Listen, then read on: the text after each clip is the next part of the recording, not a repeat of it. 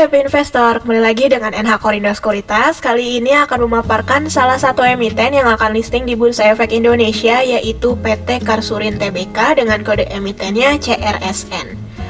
Nah, untuk company profile yang pertama ini, PT Karsurin Tbk merupakan perusahaan inspeksi, pengujian, sertifikasi, dan verifikasi swasta terkemuka di Indonesia dengan lebih dari 20 kantor cabang, 15 laboratorium serbaguna, dan kehadiran internasional yang terus berkembang. Nah, perseroan menyediakan layanan dan solusi teknis pihak ketiga yang independen untuk berbagi industri, antara lain batubara, mineral dan logam, minyak dan gas, minyak bumi dan petrokimia, maritim dan lepas pantai, peralatan industri, komoditas pangan dan pertanian, serta barang konsumsi. Kegiatan usaha utamanya itu aktivitas penunjang pertambangan dan penggalian lainnya, jasa pengujian laboratorium, dan jasa inspeksi periodik. Kemudian, kegiatan usaha penunjangnya antara lain jasa kehutanan bidang perencanaan kehutanan, jasa sertifikasi, analisis, dan uji teknis lainnya, aktivitas konsultasi bisnis dan broker bisnis, dan aktivitas profesional, ilmiah, dan teknis lainnya. Nah, ini bisa kita lihat kegiatan dari company ini.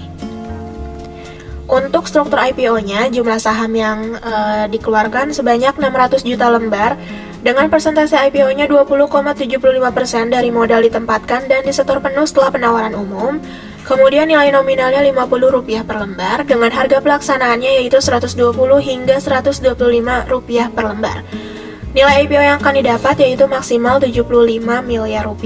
Adapun penjamin emisi kali ini yaitu NH Korindo Sekuritas Indonesia. Untuk jadwal IPO yang pertama ini, masa penawaran awal di 16 hingga 21 Juni 2023, tanggal efektifnya 28 Juni 2023, masa penawaran umum 3 hingga 5 Juli 2023, tanggal pencatatannya 5 Juli 2023, tanggal distribusi saham 6 Juli, dan tanggal pencatatan di Bursa Efek Indonesia yaitu 7 Juli 2023. Kemudian, dana hasil IPO akan digunakan secara rinci 23,04% untuk renovasi bangunan laboratorium yang berada di 5 lokasi yaitu di Sumatera 2 laboratorium, Jambi dan Medan, Sulawesi 2 laboratorium untuk Morowali dan Kendari, kemudian Maluku 1 laboratorium, Halmahera. Transaksi ini akan dilakukan dalam waktu 12 bulan sejak dana IPO diterima. Kemudian sebesar 66,44% ini digunakan belanja alat-alat laboratorium beserta perlengkapannya dari pihak ketiga. Transaksi ini akan dilakukan setelah renovasi laboratorium selesai. Kemudian 8,55% ini belanja peralatan dan perlengkapan kantor seperti komputer, printer, mesin fotokopi, dan lain sebagainya. Transaksi ini akan dilakukan setelah renovasi laboratorium selesai.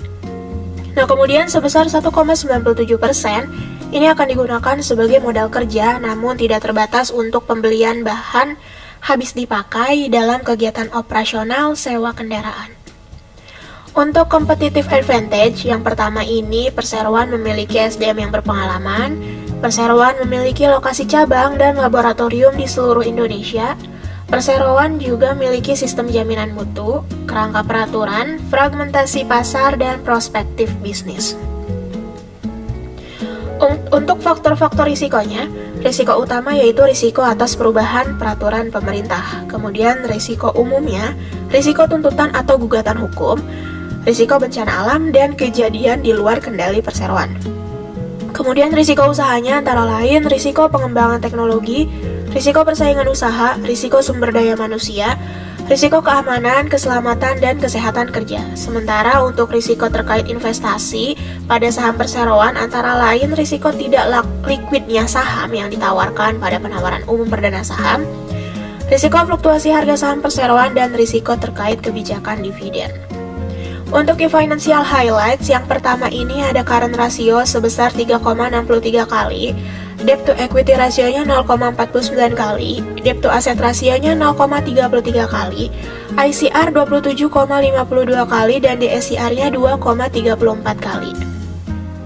Kemudian untuk laporan laba rugi ada gross profit margin yaitu 50,49%, net profit margin 8,31%, return on assets-nya 17,76%, return on equity 26,38%, revenue-nya tumbuh 14,05%, dan gross profit-nya juga tumbuh 23,16%. Adapun ini key ratio-nya berdasarkan per 31 Desember 2022.